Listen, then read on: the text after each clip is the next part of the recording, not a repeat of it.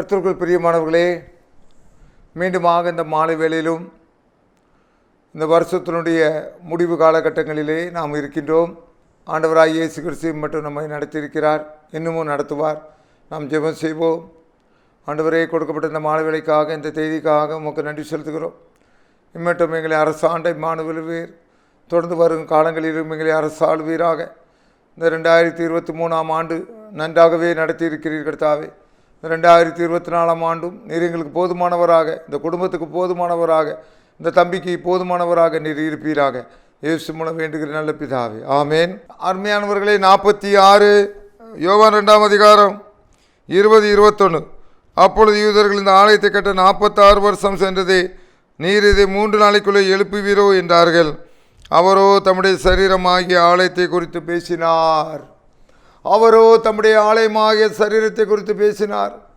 அன்பான சகோதரனே, உலகத்திலே வாழ்கிற அனைவரும் ஒரு ட்ரைனிங் பீரியடுக்குள்ளாக இருக்கிறோம். அது என்ன ட்ரைனிங் பீரியட் என்றால் இந்த சரீரம்தான். இந்த சரீரத்தை படைத்த தேவன் இதை ஒரு எதுக்காக படைத்து வைத்திருக்கிறார் என்றால், இந்த சரீரம் உனக்கும் எனக்கும் ஒரு சோதனையாக, ஒரு கேள்விக்குறியாக இறைவனாலே நமக்கு கொடுக்கப்பட்டிருக்கிறது. இந்த சரீரத்தை நல்வழிப்படுத்துவதும் இந்த சரீரத்தை தீவழிப்படுத்துவதும் உன்னிடத்தில் தான் இருக்கிறது. உன் கண் தேவனுக்கு பிரியமானது தான், ஆனால் உன் கண்ணுக்குள்ளாக எழும்புகின்ற இச்சை தேவனுக்கு பிரியமானதல்ல. உன்னுடைய கால் தேவனுக்கு பிரியமானது தான். ஒரு கால் நீ தவறு செய்ய குடிக்க ஓடுவது தேவனுக்கு பிடித்தமானது அல்ல. உன்னுடைய நெஞ்சு தேவனுக்கு பிடித்தமானது தான். தேவன் வாசம் பண்ணுகிற இடம்தான். அங்கே இருக்கிற டன் கணக்குகளில் இருக்கிற அசுத்தங்கள்லாம் இப்போ பாருங்கள், இந்த மிக்ஸாம் புயலில் ஏற்பட்ட அந்த குப்பைகளை கூட அகற்றிட்டாங்க. டன் கணக்கில் 20,000 டன்னா. உன் நெஞ்சுக்குள்ளே 1,00,000 கோடி டன் இருக்குது அசுத்தம். அதை யார் அகற்றுறது? ஆக அந்த மாதிரி காரியங்கள் எல்லாம் ஆண்டவருக்கு பிடித்தமில்லாத காரியங்கள். ஆண்டவர் சொன்னார், இந்த ஆலயத்தை இடித்து போடுப்பா, 3 நாளைக்குள்ள அதை நான் எழுப்பிடுவேன்னு சொன்னார்.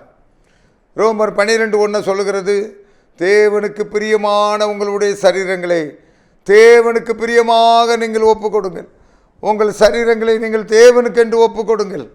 கர்த்தருக்கு பிரியமானவர்களே, ஆரம்பத்திலே சொன்னேன், இந்த சரீரத்தை வைத்து தான் இந்த சரீரம் எந்த வகையிலே நடந்து கொண்டிருக்கிறது, எந்த பாதையிலே போய் கொண்டிருக்கிறது.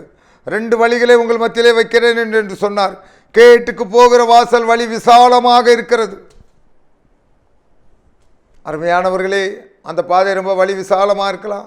அங்கே நீ பொய் சொல்லலாம், நீ களவு செய்யலாம், நீ சூதாட்டம் ஆடலாம், நீ ரம்மி அடிக்கலாம், எதுனாலும் செஞ்சுட்டு இருக்கலாம். ஆனால் கர்த்தருக்கு பிரியமானவர்களே, இடுக்கமான வாசல் வழியாக உள்பிரவேசிங்கள் என்று ஆண்டவர் சொன்னார். இந்த சரீரமானது தேவனால் அற்புதமாக படைக்கப்பட்ட ஒரு பொக்கிஷம். இதை நீ எந்த வகையிலே செலுத்துகிறாய்? தேவன் பரிசுத்தராக இருக்கிறார். ஆகவே அந்த சீசனிடத்தில் சொன்னார், இது 3 நாளைக்குள்ளாக இடித்து போடுங்கள்.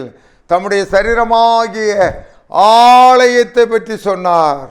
நீங்களே அந்த ஆலயம், நீனே அந்த ஆலயம். இந்த ஆலயத்தை நீ கெடுத்து போடாதே, இந்த ஆலயத்தை நீ அசிங்கப்படுத்தாதே. இது உனக்கு ஒரு ட்ரைனிங் பீரியடாக இருக்கிறது. இந்த ஆலயத்திலே எழும்புகின்ற கீழ்த்தரமான உணர்ச்சிகளை எல்லாம் கட்டுப்படுத்தி என்னுடைய கண் தெளிவாக பார்க்க வேண்டுமே ஆண்டவரே. என்னுடைய சரீரம் ஆண்டவரே உமக்கென்று ஒப்பு கொடுத்தது போய் நீர் சிலுவையிலே ஒப்பு கொடுத்தது மாதிரி என்னுடைய சரீரத்தில் நான் அடக்கி உடக்கி கீழ்ப்படுத்துகிறேன் என்று பவுல் சொல்லுகிறார். அந்த பவுல் இருக்கிற அவருடைய காலை பிடிச்சி நான் கும்பிடுறையா. அவர் ஒரு வார்த்தை சொன்னார். என்ன வார்த்தை சொன்னார்? மற்றவர்களுக்கு போதிக்கிற நான் தானே ஆகாதவனாய் போகாதபடிக்கு என் சரீரத்தை ஒடுக்கி கீழ்ப்படுத்துகிறேன் ஐயா. வாழ்ந்தார் ஐயா, நம்மளை மாதிரி தான் ஐயா வாழ்ந்தார். நல்ல வேலை செஞ்சாரியா, ராத்திரிலாம் வேலை செஞ்சார், பகலெல்லாம் ஊழியத்துக்கு கொடுத்தாரியா, அருமையாக வாழ்ந்தாரியா பவுலடியார். அவரை மாறி ஒரு பரிசுத்தவான் யாருமே கிடையாது. இயேசு கிறிஸ்துவுக்கு அடுத்தபடியாக இந்த உலகத்திலே வாழ்ந்து மரித்ததிலே பரிசுத்தவான் யார் என்றால் ஐயா பவுலடியார். ஐயா பவுலடியார் தான். அவரே சொல்கிறார், மற்றவர்களுக்கு போதிக்கிற நான் ஆகாதவனாய் போகாதபடிக்கு என் சரீரத்தை ஒடுக்கி கீழ்ப்படுத்துகிறேன்.